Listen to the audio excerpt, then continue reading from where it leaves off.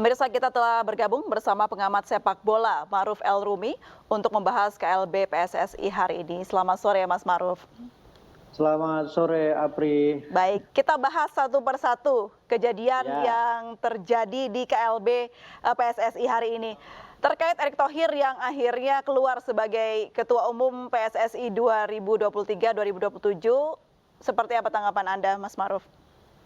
Iya, tentu pertama kita mengucapkan selamat kepada Pak Erick Thohir karena akhirnya dipilih oleh voters untuk menjadi Ketua Umum PSSI periode 2023-2027. Ini sebenarnya bukan hal yang mengejutkan kalau kita lihat bagaimana awalnya memang Erick Thohir disebut sebagai calon kuat atau salah satu calon kuat di luar calon-calon yang lain, atau kalau kemudian kita head to head kan memang bahkan Pak Erick Thohir bisa dikatakan lebih kuat dibandingkan dengan Lanyala. Pertama indikasinya ketika Erick Thohir datang untuk menyerahkan berkas pendaftaran, dia langsung mengatakan bahwa dia didukung oleh lebih dari 60 voters. Sementara Lanyala baru di akhir-akhir sempat mengatakan bahwa dia didukung oleh 44 voters. Nah, kalau kita lihat dari sisi sini saja sebenarnya bisa dikatakan bahwa KLB itu hanya akan menjadi legitimasi, hanya menjadi pengesahan untuk Erick Thohir menjadi Ketua Umum dari Ketua Umum PSSI menggantikan Iwan Bule. Tapi yang menurut saya menarik adalah bahwa ini menjadi salah satu pemilihan Ketua Umum PSSI yang paling terbuka dibandingkan dengan pemilihan Ketua Umum sebelumnya. Kenapa? Karena kita lihat bagaimana calon ketua umum awalnya mereka secara terbuka menyampaikan visi misinya. Mereka menyampaikan apa yang akan dilakukan. Misalnya Pak Nyala mengatakan ada 7 formula untuk memperbaiki sepak bola Indonesia. Kemudian Pak Erick juga punya 4 formula untuk memperbaiki sepak bola Indonesia. Jadi menurut saya ini sangat luar biasa ya, karena kemudian program-program itu disampaikan kepada masyarakat secara terbuka, kepada media, dan bahkan ada roadshow juga, dan saya pikir itu menjadi salah satu hal yang baik untuk kita bisa menilai sejauh mana nantinya kinerja dari Ketua Umum dari program-program yang pernah tapi Mas Ma'ruf, kalau kita melihat dari sisi Pak Erick Thohir begitu ya, apa sih yang membuat Pak Erick Thohir tuh lebih dari kandidat yang lain sampai akhirnya Pak Erick Thohir meraup suara terbanyak begitu ya? Betul. Pertama adalah tidak bisa dilepaskan bagaimana CV olahraga yang dimiliki oleh seorang Pak Erick Thohir. Pertama, kita tahu dia adalah memang orang yang sangat dekat dengan olahraga.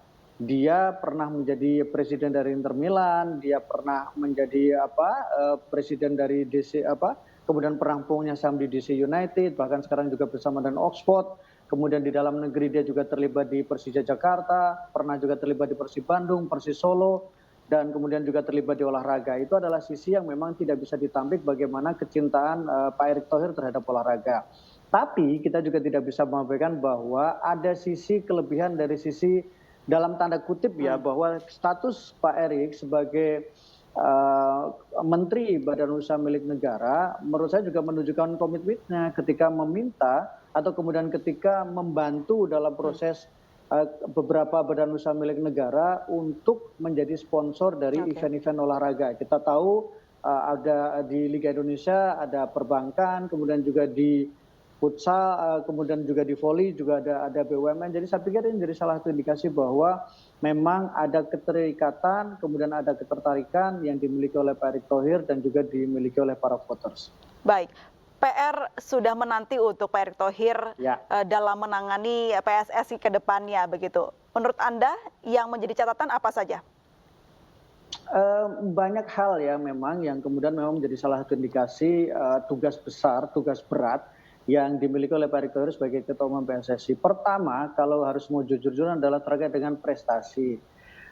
Pergantian Ketua Umum ini sejak tahun 2011 itu kan sudah ada 7 Ketua Umum, baik itu yang Ketua Umum definitif atau kemudian PLT. Kalau artinya bahwa rata-rata Ketua Umum itu hanya berusia secara rata-rata tidak lebih dari 2 tahun.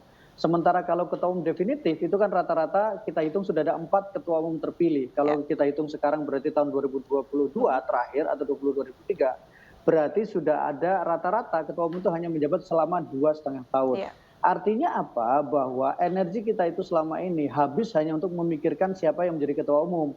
Tapi tidak pernah benar-benar punya energi yang positif untuk memikirkan apa yang harus dilakukan oleh sepak bola Indonesia. Jadi ini menjadi tantangan.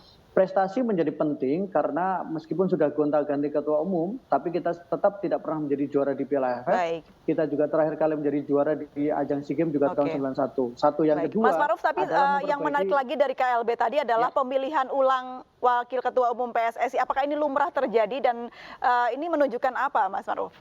Singkat saja. Iya, kalau kita bicara ini berarti memang ada sesuatu yang aneh yang kemudian terjadi di sepak bola Indonesia dan di Kongres luar biasa. Hanya yang aneh adalah kenapa ini melibatkan Pak Zainuddin Amali yang secara organisasi dia adalah Menteri Pemuda dan Olahraga. Tapi saya sendiri sangat dalam artian hasil ini menurut saya cukup bagus. Kenapa? Karena kemudian Pak Zainuddin Amali tetap bisa berkontribusi kepada olahraga Indonesia, tidak harus secara spesifik kepada sepak bola. Baik, terima kasih Mas Mahruf El Rumi sudah bergabung dan berbincang bersama kami. Salam sehat selalu, selamat sore.